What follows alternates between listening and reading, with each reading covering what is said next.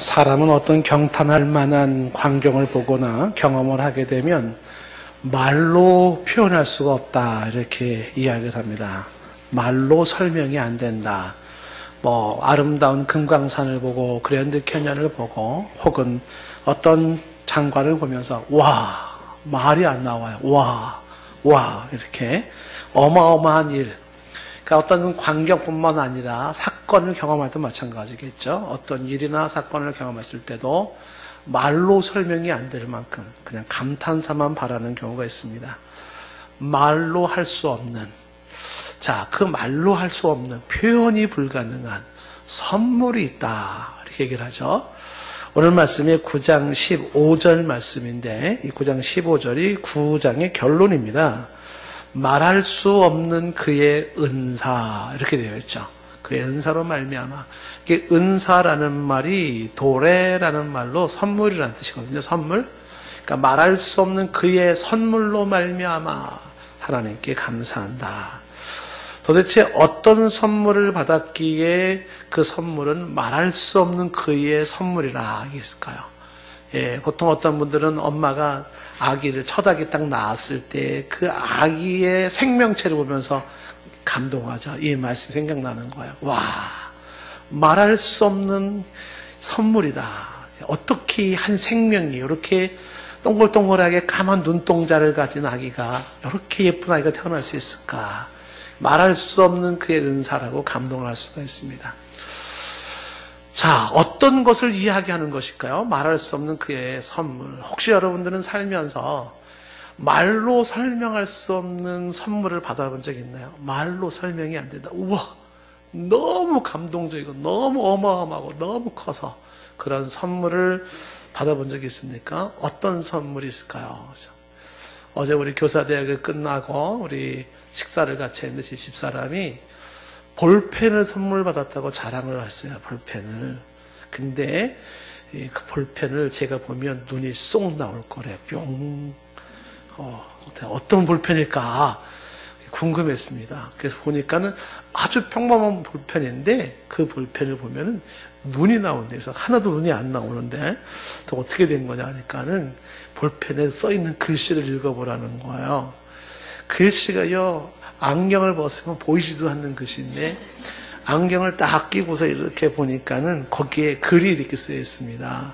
김현숙 점점 나의 사랑이여, 이렇게. 눈이 나오냐?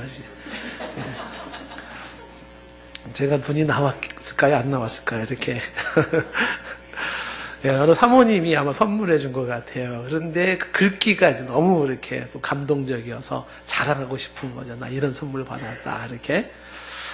어떤 선물을 받으면 말로 할 수 없는 선물일까? 도대체 오늘 성경에서 무슨 선물이 말로도 할 수 없는 선물이라고 하는 것일까? 다이아몬드 선물이라도 받은 것일까? 어떤 선물을 받은 것일까요? 오늘 이 말씀의 결론을 제가 미리 얘기한다면, 여기 말할 수 없는 그의 선물이 뭐냐 하면, 뭘 것 같아요, 여러분? 말할 수 없는 그분의 선물은, 그것은 성도를 돕는 거예요. 성도를 돕는 것이 이게 말할 수 없는 그분의 선물이라고 얘기를 하고 있어요. 보통 우리 일반적인 사람들은 와닿지 않을 겁니다. 그게 뭐가 말할 수 없는 선물이야, 이렇게 얘기할지 모르겠는데, 그런데 이게 생각하면 생각할수록, 곱씹어보면 곱씹어볼수록 정말 대단한 이야기예요. 성도를 돕는 것, 성도를 섬기는 게 말할 수 없는 그분의 선물이다. 라이놀드 니버 얘기를 했지 않습니까? 그 라이놀드 니버에 보시면 도덕적 인간과 비도덕적 사회라는 책에서 그런 얘기 하잖아요. 인간의 윤리성과 도덕성의 극치, 인간이 도덕적으로 산다, 교양 있게 살아간다, 혹은 품위 있게 살아간다라는 그의 극치, 꼭대기의 정점이 뭐냐면 이타적 삶이라는 거예요. 이기적 삶이 아니고 이타적 삶이다. 이건 니버 얘기만은 아니에요. 다른 수많은 철학자들의 얘기기도 하고요. 그 다음에 사회도덕이라는 게 있어요. 사회에도 윤리가 있고 도덕이 있는데, 사회윤리 도덕의 극치, 정점은 그게 사회정의라는 거예요. 사회정의. 혹은 사회공의라는 거죠. 공의. 그러니까 개인이 가지고 있는 이타적 삶이나 사회가 추구하고 있는 정의 공의의 삶은 인간이 살아가는 최고의 가치라고 보는 거예요. 최고의 가치. 우리가 돈을 벌고 공부를 하고 하는 모든 게 결국은 이 이타적 삶과 사회의 정의 공의를 세우기 위한 것이었다. 이렇게 이제 결론이 나는 거죠.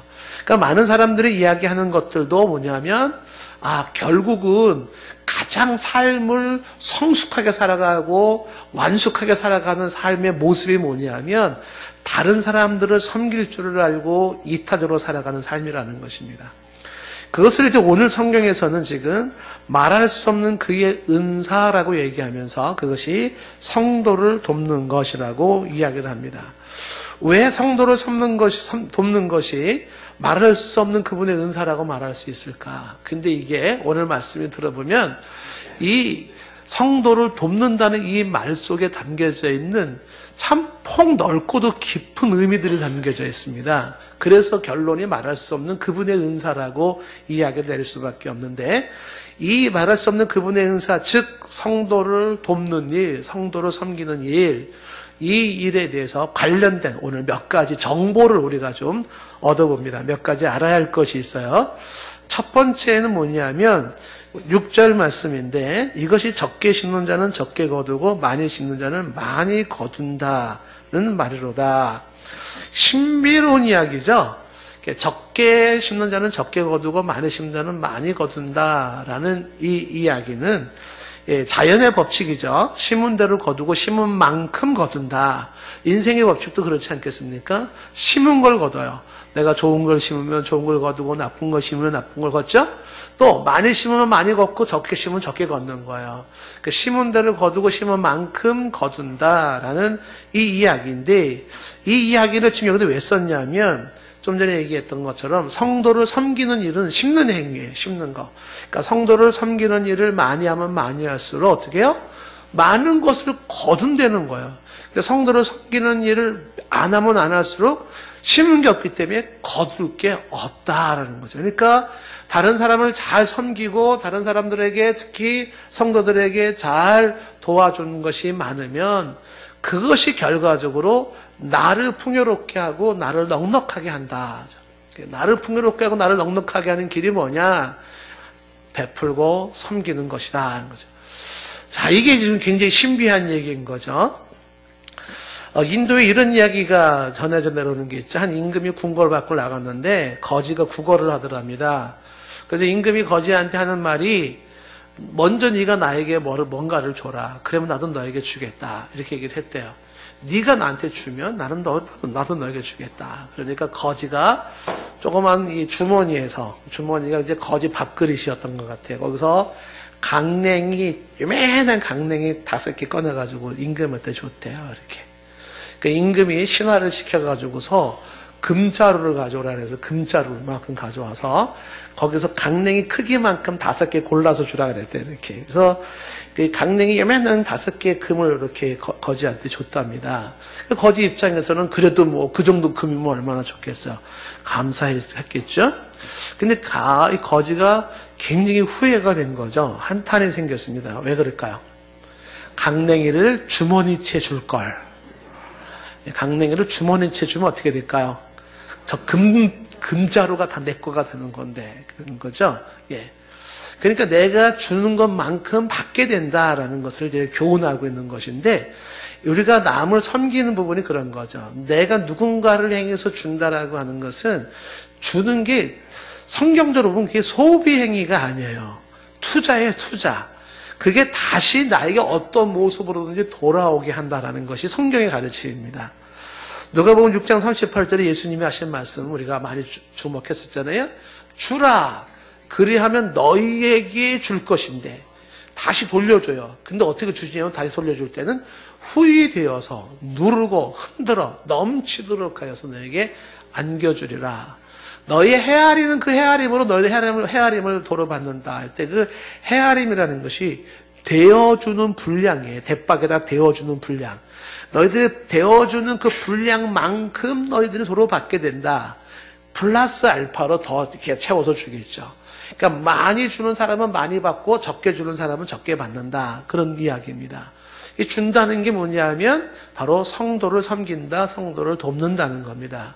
그래서 섬김과 돕는 것은 그것은 나를 빈곤하게 만드는 게 아니라 없어지는 내 것이 없어지는 게 아니라 오히려 나를 더 풍성하게 하는 것이다. 이 부분이 이제 이해가 되는 분이 있고 안 되는 분이 계셔요. 근데 오늘 말씀 전체를 보시면 이게 가능할 수 있는 게 사람의 풍요와 빈곤을 결정하시는 분이 하나님이세요. 그래서 하나님이 그래 너한테는 더 부어줘야 되겠구나 하는 사람은 더 부어주고 하나님이 아이고 너는 더 부어줘도 안 될 것 같아. 그러면 부어주지 않는 거예요. 그래서 하나님의 법칙대로 섬겼더니 하나님이 이 모양 저 모양으로 채워주시는 은혜를 말하고 있는 것입니다. 성도를 섬긴다라는 게 이래도 가치가 있다는 얘기예요. 그게 오히려 나를 풍요롭게 한다. 잠언서 11장 24절 말씀이 흩어 구제했어요. 그러면 어떻게 될까요? 가난해져야 되지 않습니까? 내 걸 줬으니까. 근데 아니라는 거죠. 흩어 구제했는데 더 부하게 되는 일이 있어요. 과도히 아꼈어요. 그러면 어떻게 돼요? 내가 부자가 되는 거 아닐까요? 근데 아니에요. 더 가난하게 된다. 흩어 구제하는데 부하게 되고 과도하게 아꼈는데 가난하게 된다. 이렇게 얘기하고 있죠. 25절 말씀이 이어지는 25절 말씀에 구제를 좋아하는 자는 어떻게 돼요? 풍족하여질 것이요. 여러분 이 비밀을 이미 터득하신 분들은요, 그 굉장한 거 발견하신 분이에요. 아, 남을 베풀고 섬기고 돕는 게 이게 풍요를 누리는 길이구나라는 것을 터득하신 분들은 굉장히 깊은 걸 터득하신 분들이에요. 구제를 좋아하는 자는 풍요해질 것이고 남을 윤택하게 하는 자가 자기를 윤택하게 되는 거죠. 하나님의 말씀은 거짓말이 아닙니다. 실없는 이야기가 아니에요. 구제를 좋아하는 자 풍족하게 된다. 심지어는 잠언서에서 이걸 이렇게 설명을 하고 있어요. 19장 17절 말씀에 보시면 가난한 자를 불쌍히 여기는 것은 여호와께 구워주는 거예요. 그리고 그의 선행을 그분이 갚아주신다라는 거죠. 그러니까 나보다 가난한 자들 불쌍히 여기는 마음을 갖고 나보다 가난한 사람과 함께 내가 있는 여유분을 나누는 거죠. 그렇게 하면 어떻게 된다? 여호와께 구워주는 것이 되어져서 그 선행을 하나님이 갚아주신다고 이야기를 하는 것입니다. 말할 수 없는 그분의 선물이 성도를 돕는 것인데 이 성도를 돕는다고 할 때 첫 번째 한 가지 알아야 되는 것은 내가 심은 대로 심은 만큼 거두게 하신다. 성도를 많이 도우면 많이 걷고 성도를 조금 도우면 조금 거두는 거구나. 이것이 첫 번째 메시지예요. 그래서 성도를 돕는 것은 나를 풍요롭게 하는 비밀이다라는 이야기입니다. 두 번째 교훈이 뭐냐면 7절 말씀에 이 일을 할 때는 자원함으로 하라는 겁니다. 성도를 돕는 일을 할 때는 자원함으로 하라. 그 마음에 정한 대로 하라. 마음에 정한 대로 하는 것은 나는 이만큼 해야지. 정한 걸 그것만 하면 된다는 거죠. 절대로 인색함으로 하지 말고 억지로 하지 말아라. 인색함이나 억지로 한다는 게 뭡니까? 마지못해서 하는 것이고 간신히 하는 것이고 체면유지치 하는 것이죠. 그렇게 하지 말아라. 남에게 보이기 위해서 할 필요도 없고 분위기 때문에 할 필요도 없어요. 그냥 내 마음에 정한 대로 하면 된다는 거죠. 중요한 것은 하나님은 즐겨내는 자를 사랑한다는 겁니다. 이 즐겨내는 자는 자원함으로 이렇게 섬기는 자예요. 그러니 내 마음속에 성도를 섬기고자 하는 마음, 돕고자 하는 마음을 가져서 자원하는 마음으로 이 일을 할 수 있는 사람은요, 말로 다 할 수 없는 은사, 선물을 받은 사람이에요. 근데 내 마음에 즐겁게 그걸 하려고 하는 마음이 없다. 그건 나를 빈곤하게 하는 것이기도 하지만 그 마음이 없다라는 것은 내가 그분의 그 은혜를 그렇게 지금 받지 못한 거죠. 말로 할 수 없는 그 선물을 받은 사람은 어떻게 해요? 즐거운 마음으로 어떻게 해요? 그를 섬긴다는 겁니다. 인색함으로 억지로 하지 않는다는 거예요. 이 7절 끝에 즐겨내는 자를 사랑한다라는 저 사랑이라는 단어가 축복한다는 말이에요. 그러니까 하나님이 채우신다, 축복하신다, 넘치게 하신다는 겁니다. 하나님이 우리의 부와 빈곤의 주체가 되세요. 그분이 우리에게 돈을 주시고 걷어가시는 분이에요. 우리는 생각하기를 그거는 내가 하기 나름이지 라고 생각하기 쉽죠. 그런데 우리의 모든 수고와 노력 이면에 하나님이 우리로 하여금 수고하게 하시고 뭐뭐하게 하시고 하면서 채워주시기도 하고 걷어가시기도 하시는 거예요. 예. 자, 그래서 지금 이야기하는 건 뭐냐면 섬길 때 이거를 자원함으로 해라. 인색함으로 억지로 하지 마라 하는 거예요. 우리가 이제 보통 이제 누군가에게 뭐 물질을 나누고 돕는다 그러면은 이제 주저하게 되지 않습니까? 좀 아깝다는 생각이 들 거예요. 그렇죠? 그런데 그게 심한 경우가 있고 좀 덜한 경우도 있는데 보통 사람들이 내가 이거를 왜 줘야 돼? 아까운데 뭐 이렇게 주저하잖아요. 그런 사람들의 특징이 뭐냐면 쥐고 있는 그 물질의 주인이 자기라고 하는 착각 때문에 그러는 거예요. 그런데 성경적인 원리로 나가면 있잖아요. 저와 여러분들이 가지고 있는 모든 것의 주인은 내가 아니에요. 하나님입니다. 하나님이 나로 하여금 건강하게 하시고 일터를 주시고 일하게 하시고 일한 만큼 수익이 생기게 하시고 하나님이 내게 맡겨주신 것들이에요. 그것을 하나님께서 걷어가시려요. 걷어가시면요 한순간에 휙 날아가 버린다니까요. 한순간에. 예? 이걸 뭐 여러분들이 조금 안 좋게 들을으면 모르겠지만 한순간에 이만저만한 일들 사건을 통해 가지고요 그냥 슉 날아가는 것이 시간 문제예요. 내 거가 아닙니다. 내 거가 아니에요. 쥐고 있다고 항상 나한테 있지 않아요. 여러분 모래를 쥐고 있잖아요. 그 모래를 쥐고 있으면 이 안에 있는 모래가 내 거 같습니까? 파도 속에 물 한번 들어오면요 모래 쫙 빠져나가는 거예요. 없습니다. 없어지는 거예요. 성경에서 얘기하는 건 뭐냐면 선한 청지기 정신의 물질과는 뭐냐면 하나님이 주셔서 하나님의 것을 내가 관리하는 것이에요. 관리. 나는 회계 관리하는 사람이에요. 그래서 이 관리를 하고 있는데 내 것 가지고 인심 써, 줘마 이러면 아까워지는 거죠. 그런데 하나님이 어떻게 해요? 내게 주신 것을 다시 하나님이 원하시는 대로 쓴다라고 할 때는 그 아까움이 좀 덜해지는 것이죠. 어느 그 탤런트 부부가 그런 대화를 나눴다 그러지 않아요? 남편이 11조 하자 그러니까 아내가 그 많은 돈을 왜 11조를 하냐고 그러니까 하나님이 하라 해서 안 돼, 못해. 그 남편이 아내를 설명한 게 뭐냐면 이런 거죠. 이 모든 것은 하나님이 우리에게 주신 선물이야. 하나님이 우리에게 주신 은혜인데 우리는 하나님의 것을 단지 관리를 하고 있는 것뿐이야. 그러면서 남편이 조근조근 설명을 한 거예요. 하나님이 이런 걸 다 우리에게 주셨는데 열을 주셨는데 하나님이 얼마나 좋은 분인지 9을 바치라 그러지 않고 하나는 바치라 그랬다? 그리고 9은 우리 보고 쓰라 그런 거야. 하나님 너무 고맙지 않니? 뭐 그렇게 설명을 한 거예요. 그 말이 맞는 말이거든요. 하나님이 우리한테 맡겼었어요. 열을 맡겼어요. 그 맡긴 것 중에서 성별화해서 하나를 드려라. 이렇게. 그건 구약에서 하는 소리지 뭐 이렇게 얘기할 필요는 없어요. 하나님 앞에서 그 드려지는 이 모습에서 중요한 게 뭐냐면 중요한 정신은 내 것을 드린다라는 개념이 아니라 하나님이 내게 맡겨주신 것을 주께 드리는 거죠. 이 얘기를 하는 이유는 왜 그래요? 인색함으로 억지로 하지 않는 기밀이 뭐냐면 내 것 가지고 인심 쓴다고 생각하지 말라는 겁니다. 하나님의 것을 다시 돌려드리는 거죠. 그래서 자원함으로 그분이 주시고 그분께서 원하시고 기뻐하시니까 그렇게 드릴 줄 알 때 그것이 또한 나를 하나님이 더 많은 것을 관리할 수 있도록 맡기시는 거죠. 야, 너한테 내가 좀 더 많은 걸 좀 맡겨야 되겠다. 이렇게 하신다라는 겁니다. 이거는 개인도 마찬가지고 가정도 마찬가지고 회사도 마찬가지고요. 국가도 마찬가지예요. 그렇게.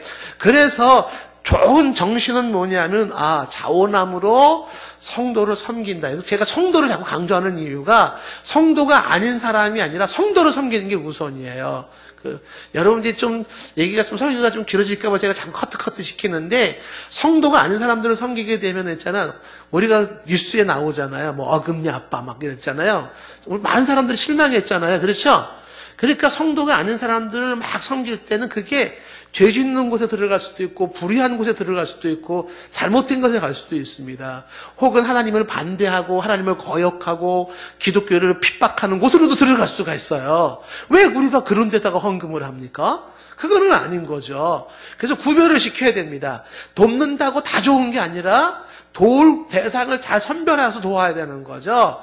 그랬을 때는 가장 좋은 게 안전한 게 성도를 돕는 거예요. 그래서 성경은 성도를 도와라. 팀 켈러가 정의란 무엇인가 해서 이 얘기를 많이 강조하지 않습니까? 그러니까 성도를 돕는 것이 유산 중요하다. 이렇게 얘기를 하는 거죠. 그래서 성도를 돕는 일을 인색함으로 억지로 하지 말고 자원함으로 해라. 라는 것이에요. 자, 보세요. 계속해서 오늘 8절 말씀 보시면 하나님이 채우신다는 이야기를 이렇게 얘기를 해요. 하나님이 능히 모든 은혜를 너희에게 넘치게 주셔요. 하나님은 은혜를 넘치게 주십니다. 그래서 너희 모든 일에 항상 모든 것이 넉넉하게, 이게 하나님의 법칙이에요. 모든 일에 항상 모든 것이 넉넉하게, 이게 하나님의 법칙입니다. 하나님은 모든 일에 있어서 항상 언제든지 모든 것에 있어서 넘치게 넉넉하게 주십니다. 그렇게 주시는 이유는 착한 일을 하라고. 그 착한 일이 뭐예요? 성도를 도우라는 거죠. 도우라는 거예요. 근데 사람들 중에는 이 말씀은 저랑 해당이 안 되는 말씀 같아요. 저는요 이렇게 넉넉하지가 않아요. 모든 일에 항상 모든 것이 넉넉하지가 않거든요. 그러니까 이건 저에게 해당되는 말 아닐 것 같아요. 이렇게 생각하시는 분이 계실지 모르겠어요. 근데 그건 착각입니다. 보통 사람들이 느끼는 빈곤감은 상대적 빈곤이에요. 상대적 빈곤입니다. 절대적 빈곤이 아닙니다. 다시 말하면은 내가 자꾸 주변에 잘 나가는 사람, 좀 이렇게 돈 많은 사람들과 비교를 하면서 그 사람에 비해서 나는 가난하고 그 사람에 비해서 없다고 판단되는 것이고, 내 욕심에 비해서 나는 가난하다고 생각하는 거지, 상대적인 빈곤이에요. 근데 비교하지 말고 내 욕심을 벗어버린다 그러면 지금 내가 누리고 있는 거냐? 넉넉함이에요. 넉넉함입니다. 네? 한국 돈으로 200원 벌려고 하루 종일 일하는 사람들이 지구촌에 한두 명이 아니에요. 지금 200원 가지고 있는데 돈 1,000원 가지고 있는 사람은요, 다른 데 가면 갑부 소리 받아요. 이게 지금 부라고 하는 이 부분에 대한 빈곤은 상대적인 것입니다. 그래서 이미 하나님은 우리에게 뭘 주셨냐면 넉넉하게 주시고 또 주실 하나님이세요. 왜? 착한 일 하라고, 착한 일. 그래서 조금이라도 좀 내가 여유가 있다 싶을 땐 어떻게 해? 자꾸 착한 일을 해야 되겠죠. 착한 일이 뭡니까? 성도를 돕는 거예요. 성도를 섬기는 겁니다. 이렇게 하는 것이죠. 그때 하나님은 더 많은 걸 맡기기를 원하시는 것이고, 하나님이 줬더니 그걸 가지고 성도를 섬기지 못해요. 나보다 가난한 사람을 돌아볼 줄 알아야 되는데 그들을 돌아보지를 못한다 그러면 어떻게 돼? 하나님이 너는 그 정도 더 이상 더 줘서는 안 될 것 같다. 그럼 더 자꾸 이렇게 그럼 더 빈곤감은 느껴지지 않겠습니까? 8절에서 얘기하는 말씀은 모든 은혜를 능히 넉넉하게 너에게 주셔요. 그래서 착한 일을 넘치게 하려고 하신다는 거죠. 9절 말씀에 말합니다. 뭐라고 말했냐면 기록된 이야기를 하죠. 시편 112편 9절 말씀인데 흩어 가난한 자에게 주었더니 그의 의가 영원토록 있다는 거죠. 이 9절 말씀이 강조하는 게 시편 112편 9절에서 말한 것이지만은요, 이게 뭐냐면 뭐가 영원히 있냐면 그의 의가 영원히 남아요. 근데 그 의라는 게 뭐냐면 지금 9절에 흩어 가난한 자들에게 주는 거예요. 그러니까 영원히 남는 게 뭐냐면 성도들을 섬기고 도왔던 거, 그거가 영원히 남는다는 거예요. 내가 얼마큼 사람들을 섬겼나, 내가 얼마큼 사람들을 도왔나, 이거 하나가 영원히 남는다는 거예요. 아까 얘기했잖아요. 니보 얘기도 했었지 않습니까? 칸트도 마찬가지겠죠? 가장 도덕적으로, 윤리적으로 극치에 도달한 게 뭐냐? 결국은 이타적인 삶으로 성도를 섬기는 거예요. 그래서 배워서 남 줘라. 돈 벌어서 남 줘라. 이거예요. 배워서 남 주냐? 배워서 남 주라는 얘기가 그래서 나오는 겁니다. 줘라 이거예요. 주기 위해서 배우는 거고 남 주기 위해서 우리가 돈 버는 거라고 생각하시면 되는 거죠. 그래서 기본적인 우리 일상을 살아가지만 그러나 우리가 항상 그걸 가지고 남을 도우려고 하는 것이다. 그래서 이것이 의가 되어져서 영원히 남는다. 영원히 남는다. 자, 10절 말씀 보시면요. 10절이 참 재미난 말씀이에요. 심는 자에게 씨와 먹을 양식을 주시는 이가 너희 심을 것을 주시고 풍성하게 하셔요. 그리고 너의 의의 열매를 더하게 하시리니. 이런 얘기를 가만히 들어보면 왜 이 성도를 섬기는 게 말할 수 없는 그분의 선물인지 이해가 되어지는 거죠. 여기 심는 자에게 씨와 먹을 양식을 주시는 이라고 되어 있지 않습니까? 한번 가난한 농부를 한번 생각해 보세요. 저와 여러분들은 가난한 농부입니다. 원래부터 빈몸으로 태어났어요. 아무것도 없어요. 이 가난한 농부가 있는데 농부가 뭐예요? 농사를 져야 되는데 먹고 살아야 되는데 땅 맞이기도 없고 뿌릴 수 있는 씨앗도 없고 고민해요. 근데 어느 한 분이 마음 좋으신 분이 이리 오시라고. 여기 땅을 내가 줄 테니까 이 땅에다가 농사를 지라 그러는 거야. 얼마나 감사했겠습니까? 근데요, 땅은 있는데 심을 게 없어요. 걱정하지 말고 내가 씨를 주겠다고. 그 농사 지을 수 있는 씨를, 종자 씨앗을 준 거예요. 그래서 그거를 또 쫙 심은 겁니다. 그럼 농부 또 한 번 고민하는 게 뭡니까?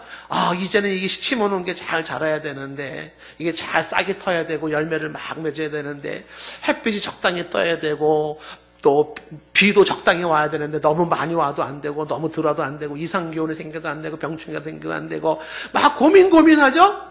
근데 이게 웬일입니까? 그 땅에 심어놨는데 햇빛이 뜰 때 뜨고 질 때 지고 비가 올 때 오고 안 올 때 안 오고 병충해가 막아주고 해서 쫙 자랐어요. 그래가지고 풍성한 수확을 거둔 겁니다. 이 가난한 농부는 이게 감사할까요? 안 감사할까요? 너무너무 감사한 거예요. 왜? 씨를 주시고 땅을 주시고 곡식을 주시고 자라게 하시고 풍성한 수익을 걷게 하시니 얼마나 감사합니까? 근데 이 너무너무 이 감사한 것에 목적이 있어요. 그게 뭐냐면 그걸 통해서 너의 의의 열매를 더하라는 거죠. 영원히 남을 수 있는 의의 열매를 더하라. 뭐예요? 성도를 도우라는 거. 성도를 도우라. 저와 여러분들이 빈몸으로 태어나서 가난한 농부처럼 태어났어요. 아무것도 없었어요. 근데 하나님께서 씨앗을 주시고 일터를 주시고 그리고 우리를 하면 일할 수 있는 건강을 주시고 공부하게 하시고 해서 직장생활하게 하시고 돈 벌게 하시고 그런데 거기서 하나님께서 이른 비와 늦은 비로 막아주시고 보호해 주시고 병충해를 막아주시고 해서 수익이 생기게 하시고 이렇게 잘 되게 해서 수확을 거두게 하셔요. 하나님의 은혜고 선물이죠. 왜 그렇게 하셨을까요? 하나님께서 뭐 하라고? 가지고 있으라고? 움켜쥐고 있으라고? 그거 가지고 있는 거 자랑하라고? 아닙니다. 뭐 하라고요? 나누어 주라고. 사람들에게 나누어 주라고. 특히 성도들을 섬기는 데 쓰라고 하신 거죠. 그래서 의의 열매를 맺게 하라는 것입니다.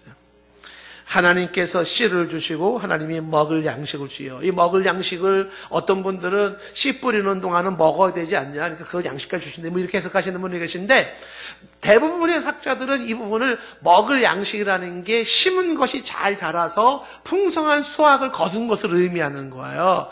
그러니까 어떤 사람은 심어도 안 날 수도 있잖아요. 사업을 하는데도 안 될 수도 있잖아요. 열심히 직장생활 하는데도 안 될 수 있지 않겠습니까? 심어도 안 돼요. 그것도 문제죠. 심을 수 있어야 되고 심은 것이 자라야 되고 열매를 맺어야 되는 것입니다. 그것을 하나님이 하신다는 거예요.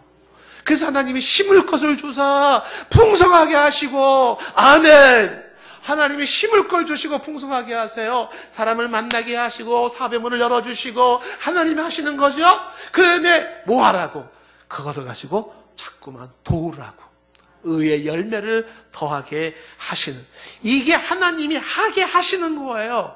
그래서 이렇게 살아가는 사람이 있다면 하나님이 주셨어요. 하나님의 수업을 거두게 하셨어요. 하나님이 나로 하여금 그런 불쌍히 여기는 마음을 주셨고 하나님 나로 하여금 섬기게 하셨어요. 그리고 섬기는 사람이 있다면 이 사람은 말할 수 없는 하나님의 선물을 받은 사람이에요. 그게 하나님이 말할 수 없는 선물이에요. 근데 이 선물은 여기서 끝나는 게 아니라 그렇게 구제를 했더니 어떤 일이 벌어지냐면 11절 말씀에 이렇게 되어 있어요. 너희가 모든 일에 넉넉하여, 이 넉넉한 거는 마음이 넉넉하고 믿음이 넉넉하고 또 물질이 넉넉한 거예요. 하나님이 주신 것에 대한 감사가 넘치고 그 은혜가 넉넉해서 너그럽게 연보를 했어요. 너그럽게 연보, 구제 헌금을 한 거잖아요. 헌금을 할 때 인색함으로 하지 않냐고 억지로 한 게 아니라 너그럽게 그냥 풍성하게 연보를 해서 그들이 우리로 말미암아 어떻게 해요? 하나님께 감사를 드리는 거예요. 그걸 받은 자들이 하나님께 감사해요. 이것이 12절에도 연결되지 않습니까? 이 봉사의 직무, 즉 섬기는 일의 이 직무가 성도들이 부족한 것을 먼저 채워주죠. 없는 자들에게 부족한 게 채워질 뿐만이 아니라 그 사람들이 하나님께 많은 감사를 드리게 됩니다. 많은 감사를 드려요. 가난한 자들이 그 도움을 받았을 때 주의 은혜에 감사하는 거죠. 그런데 이게 굉장히 묘한 사실은요, 이 가난한 자들이 평생 가난해지는 게 아니라 상황은 바뀌어질 수가 있다는 거예요. 내가 주고 있고 저 사람은 받고 있는데 전세는 바뀌어져요. 언젠가는 저 사람이 나를 도울 때가 있다라고 하는 것입니다. 그게 돼 있어요. 그래서 결국은 받는 사람들은 나의 부족함이 이만저만을 이유해서 부족했는데 좀 여유 있는 사람이 채워줌으로 말미암아 어떻게 해요? 보충되어지고 그분은 어떻게 해요? 하나님이 공급하심이라고 감사하지 않겠습니까? 물이 필요한 사람에게 물이 주어지고 빵이 필요한 사람에게 빵이 주어지면서 그분은 감사하는 거예요. 주여, 내가 이렇게 빵이 없었는데 손길을 통해서 빵을 얻습니다. 감사하는 거죠. 그래서 그 사람들이 하나님께 찬양을 드리고 감사드려요. 물론 직접 주신 그분이 감사하지만 하나님이 그분을 통해 주신 거라고 생각해서 그 하나님께 감사를 드리게 되는 것입니다. 자, 보세요. 계속해서 보세요. 13절 말씀에 이렇게 되어 있죠. 이 직무를 증거를 삼아. 이 직무를 증거를 삼는다는 게 뭐냐면 이와 같은 행위들이 증거가 되는 거예요. 어떤 증거가 됩니까? 너희가 그리스도의 복음을 진실히 믿고 복종한다는 게 증거가 되는 거예요. 진짜 그리스도의 복음을 진실히 믿고 있고 복종한다는 것은 이와 같은 사람에 대한 섬김으로, 성도에 대한 도움으로 증명이 된다는 것이죠. 그리고 또 하나 증거가 되는 게 뭐냐면 그들과 모든 사람을 섬기는 너희의 후한 연보예요. 너희가 진짜 사람들을 사랑하고 있고 사람을 섬기고 있구나라는 것이 그 후한 연보로 나타나는 것입니다. 그래서 앞에 넉넉함으로 하나님께 드린 것이 바로 그런 것이죠. 하나님의 씨앗을 주시고 먹을 양식을 주시고 이런 거, 하나님이 나에게 구원의 은혜를 주실 뿐만 아니라 일상의 모든 것을 주시고 햇빛을 주시고 바람을 주시고 공기를 주시고 그리고 물을 주시고 공짜로 하나님이 이 모든 걸 다 주시고 일할 수 있게 하시고 생명을 연장시켜 주시고 또 노동할 수 있게 하시고 땀을 흘릴 수 있게 하시고 이런 모든 것들을 통하여서 하나님의 그 은혜를 아는 자들이 어떻게 해요? 감사함으로 자원해서 섬겨요. 그 자원에서 섬기는 그 넉넉함이 뭘 말하는 거야? 아, 이 사람 복음 제대로 알고 있는 사람이구나. 아, 이 사람 하나님의 은혜를 제대로 알고 있는 사람이구나. 이게 드러나는 거예요. 그런데 나타나는 그러한 섬김의 열매가 없다 그러면 정말 이 사람이 하나님의 은혜를 알기는 아는 사람일까? 이 사람이 정말 하나님의 은혜를 받은 사람일까? 의심스러워진다라고 하는 겁니다. 그래서 증거가 뭐냐면 너희가 그리스도의 복음을 진실히 믿고 복종한다는 것이 증거예요. 그리고 사람을 사랑한다는 증거이고 그리고 사람들을 섬기는 것이 증거입니다. 이것이 후한 연보로 나타난데 이렇게 해서 어떻게 돼요? 하나님께 영광을 돌린다는 것입니다. 하나님께 영광을 돌린다는 것이에요. 14절 말씀에 그 또한 여기서 끝나는 것이 아니라 너희를 위해서 그 사람들이 도움을 받은 사람들이 기도해줘요. 하나님, 우리를 위해서 이렇게 도움을 줬습니다. 기도해줘요. 예? 우리가 어르신들, 은퇴하신 홀로 사시는 목사님들한테 쌀 10%에서 줬잖아요. 이렇게요? 그 목사님들이 전화를 하시면서 지금도 얼마 전에 만났는데 그 원로 목사님이 말씀하시는 게 그 쌀을 먹을 때마다 동산교회에서 기도하신다는 거예요. 여러분들이 그분의 기도를 받고 있어요. 아셔요? 예, 그분들이 동산교회가 이 노종을 섬기고 있는데 하나님 복 주시라고 기도하는 거예요. 그 교회 성도들 은혜 받게 해달라고, 잘 되게 해달라고. 누군가 여러분들을 위해서 기도해주는 분들이 계셔요. 그분들은요, 평생 목회하시고 홀로 되신 분들, 그저 오갈 데가 없어서 개척교회 평생 하시다가 이런 분들이 지금 어려운 분들을 그렇게 해서 명절 때 되면 고기라도 사다 드리고 그 다음에 이렇게 쌀에다 드리니까 김치도 해드리고 하니까는 그분들이 진짜 고마운 마음으로 기도해 주신다는 거 아닙니까? 그분들이 기도해 줘요. 그러면서 그분들이 사모하는 마음을 가지고 있는데 이게요, 왜 이렇게 중요한 줄 아십니까? 하늘의 아버지 하나님이 보시면서 눈물이 나는 거예요. 하나님이 눈물이 나는 거예요. 내 사랑하는 형제들이, 믿음의 형제들이 이렇게 나눌 줄 아는 그 모습이 연대되어진, 하나 되어진 성도가, 교회는 다르고 지역은 다르지만 그런데 마음이 이렇게 하나 되어져서 저렇게 섬기는 저 아름다운 형제의 애를 바라볼 때에 하늘의 아버지 하나님께서 감동하시는 거예요.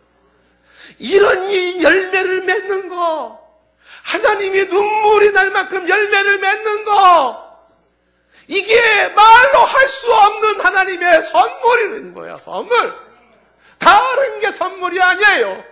가장 감동적인 선물은 하나님의 은혜를 은혜로 알아서 주변을 돌아보면서 나눌 줄 아는 이것이 그리도 아름다운 선물이라고 하는 것이에요. 15절의 결론이 그래서 나는 겁니다. 말할 수 없는 그의 은사 선물로 말미암아 하나님께 감사한다. 도울 수 있는 씨앗을 주신 하나님, 도울 수 있는 수확을 주시는 하나님, 도울 수 있는 은혜를 주신 하나님, 도울 수 있는 마음을 주시고, 도울 수 있는 믿음을 주시고, 도울 수 있는 결단을 하게 하시고, 도울 수 있는 실천을 하게 하셔서 나를 더 풍성하게 하시고, 성도를 더 풍성하게 하시고, 주 안에 서로가 하나 되어져서 한 마음이 되어주시고, 모두가 하나님을 향하여 감사하고 찬양하며 영광을 돌리는 이것이 말로 할 수 없는 하나님의 은사 선물이라고 하는 것입니다. 동산교회가 40년을 맞이해서 하나님의 은혜로 여기까지 왔습니다. 부족하지만 이웃을 돌아보려고 조금이라도 애를 씁니다. 제가 동산교회 와서 아주 감동적인 것이 많이 있어요. 예. 반찬 봉사하시는 수고하신 분들을 통해서 제가 얘기를 많이 듣습니다. 한 할아버지의 그 죽음 이야기도 제 마음속에 평생 남는 것이에요. 동산교회를 통해 사랑을 받았던, 그리고 세계의 교회와 함께 동참하는 이런 교회의 작은 날개짓이 귀하고 아름다워요. 우리 게스트하우스를 통해서, 선교관을 통해서 선교사님들을 섬기려고 하고, 비전센터를 통해서 시골에서 올라온 학생들에게 학사관으로 방을 제공해주고, 아이들에게 공부할 수 있는 도서관을 만들어주고, 그 다음에 미니 운동시설로 자유롭게 운동할 수 있게 하고, 다음 세대를 섬길 수 있는 시설로서 활용이 되어지고, 마음 같아서는 저는 저 건물 아예 신학교로 그랬으면 좋겠어요.